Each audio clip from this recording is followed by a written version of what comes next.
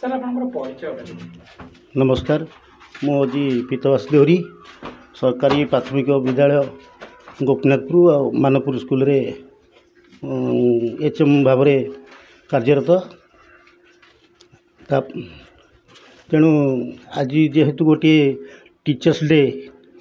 माने गुरु हूँ तीनो रूप में देखा जाए जदि माँ हूँ प्रथम जी दुनिया देखे सी हूँ प्रथम गुरु आ बापा जी संस्कार देखे सी हूँ द्वितीय गुरु आ गोटे जी दुनिया रे गोटे परिचय आनी सी हूँ शिक्षक तीनो गुरु हूँ आमर मुख्य तेणु शिक्षक हूँ यही टीचर डे मानिया शिक्षकर गोटे कर्तव्य रही पिला जी दुनिया गोटे परिचय देकी नागरिक गढ़ी शिक्षक तेणु गढ़ा आम गोटे गुरुत्वपूर्ण दायित्व।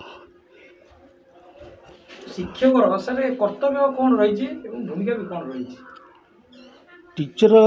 शिक्षक गुरुत्वपूर्ण भूमिका गोटे जमी गोटे माटी पिंडुल को आम यदि मूर्ति रूप गोटे सुचार रूप में गढ़ी पार सुंदर मूर्ति गढ़ तेणु तार मार्गदर्शिता देखा केमती भविष्य नागरिक बा तेणु भल पाठ पढ़िया मनीष बा देश भाई कम करवा सी हूँ गोटे मार्गदर्शिका शिक्षक हूँ भूमिका हूँ गुरुत्वपूर्ण। शिक्षक मानेटा सर कौन शिक्षक माने माने शिक्षा देवा भल शिक्षा देवा आउ ठीक दिगरे स्थानित करमी भविष्य सी उज्जवल हे तेणु शिक्षक रोचे कर्तव्य हूँ पिला गढ़ी उठा।